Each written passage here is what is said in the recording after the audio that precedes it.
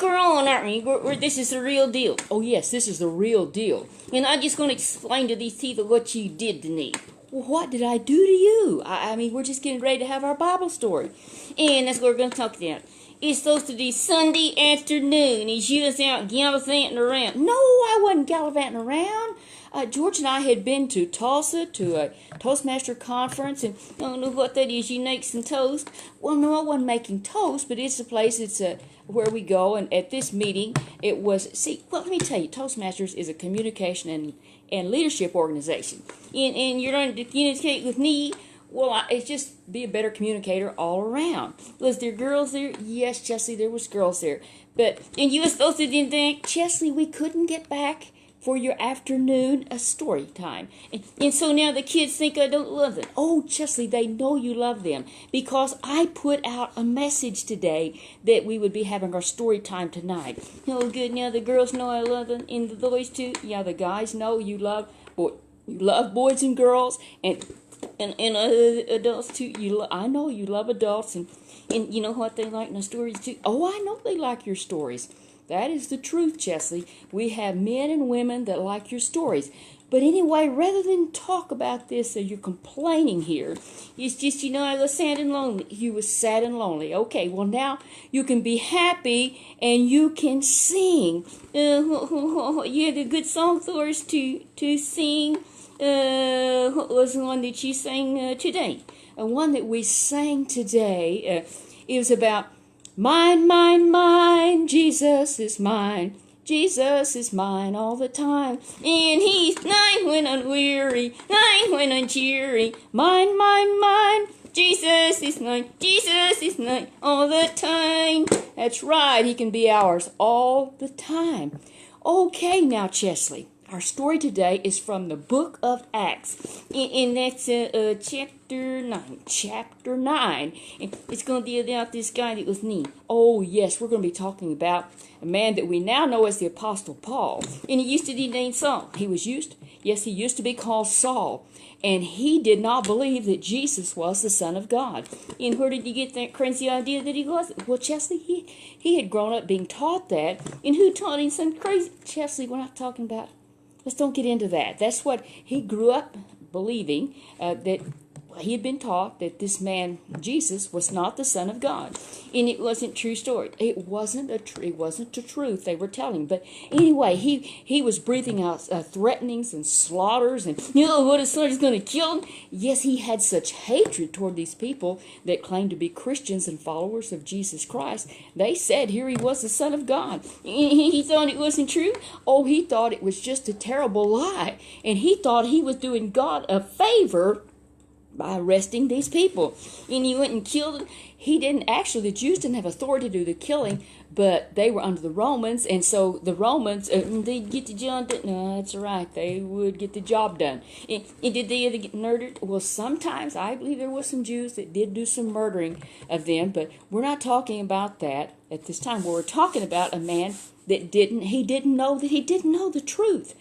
But he was going out, he was arresting people, and he had orders, he had instructions that was signed, gave him the authority, a signed authority that he could arrest people. And so they were scared and hiding. I'm sure there were many people hiding. They were terrified because word was out that Saul is on the loose. He's arresting Christians. And then what happened? Well, here was Saul on his way. Now he was on the road here to Damascus. He was going to be arresting these people, and suddenly, Chesley, there was this light. It was this unbelievably bright. I mean, it's brighter than the sun. It was amazingly bright, and he heard this voice. He's hearing things. Oh, well, he wasn't just hearing things. This voice said, "Saul, Saul, why are you persecuting me? Why are you doing all of these things? Fighting against me." Oh, he was so scared. And he said, and what did he say? I don't know what you're talking about. No, what he said was, and he said, Lord, who are you? Why did he say that? He's calling Lord. He knew who he was. Well, Chesley, that was actually a title. And so he knew that it was somebody in authority.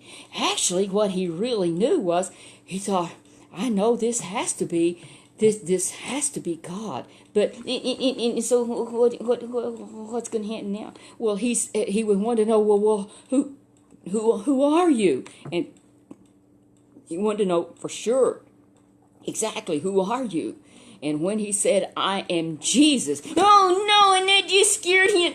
Oh, I think he was shocked. I think he was shocked as he began to realize he'd done something really terrible. It was really terrible. He had been having these people arrested, and some of them no doubt were killed. Yes, it was the truth. Some of them were killed. It was awful. I had been guilty of doing this terrible thing.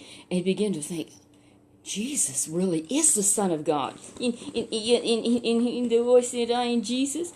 I am Jesus. And they knew then he was the Son of God. And here he was fighting actually against God and against his Son. He couldn't win. Oh, he felt horrible. What in the world must I do? But as he said to him in this voice, he called out to him and he said, it is hard for you to keep going against this conviction you're feeling. What's conviction? Well, it was like kicking against when he knew in his heart the Lord was trying to deal with him, that he was doing the wrong thing, that he thought he was doing the right thing. And because he had been taught different, so he just kept doing the wrong thing until now it had his attention. I think he was too scared to move. He was so scared, the next we knew, he was blind. How did he get blind? Did somebody knock him in the head? No, nobody knocked him in the head, but the light, I know it blinded him. And is he going to be okay? It was just awful. He couldn't see anything. They had to actually lead him. And what did those guys say with him? Well, he had the people with him that heard a sound, but they didn't know what was being said. Was they deaf? No, they weren't deaf. But this message was specifically for Saul. And they just were in shock. What is going on? They saw the light. They heard this sound. And here was this man they were working for. He was like their boss man. And he's blind. What are they going to do now? They had to lead him. I'll tell you what happened. As Saul cried out, Lord, he called him Lord. And he said, I don't know what to do. But he cried out, Lord, what will you have me to do? And he gave him instruction. And did he follow? You better believe he did. He told him exactly where to go, and that he had a servant that was going to come. His name was Ananias. I don't think I'm going to go. Well, Ananias, when the Lord spoke to him and said, Saul has changed. He's different. And I think he said, I ain't going. I'm scared of him. He did. In fact, the Bible says, he said, oh, Lord, I've heard many things about him. And because he is very wicked and he has people arrested. Sometimes we tell the Lord things he already knows. He already knew that. And he said, you go to him. He's different now. He's different. Did he take a gun? No, Jesse, they didn't have guns back then. He just believed the Lord and he went. And sure enough, there was Saul. He was waiting for instructions. And that's what God said was going to happen. And that was the instructions he had gotten from the Lord. He listened. And is he still blind? No, he's not still blind. All of a sudden, what happened? What did they have? Some medicine? Well, what it was that the Lord just healed him. It was like scales fell off of his eyes. And he could see clearly. And you know what did his revival? It was a great revival as Ananias. It was a revival for him because he knew it was a miracle. It was a miracle. This man that had been so filled with hatred, now he wanted to preach the gospel. He was out there ready to preach. He did start. He was immediately, he was aware of the truth now, and he couldn't wait to get things straightened out with people he'd been telling them that they were wrong, to tell them, now you're right. Jesus is the Christ. He is the Son of the living God. Oh, I'm so glad he did it. And then he wrote some books in the Bible. He wrote some books in the Bible. Yes, he did. In the New Testament. We're so thankful for those. But Chesley, what did you learn? The truth will set you free. The truth will set you free. We're so thankful for truth. People say, well, if you're sincere, it's okay. Well, if you're sincerely wrong, it doesn't work out. We need to know the truth, speak the truth, live the truth, and now you need to go to bed. Now listen, this is not fair. And you know what? You're telling me to listen? Chesley, it is time for you to go to bed. In fact, it's way past your bedtime.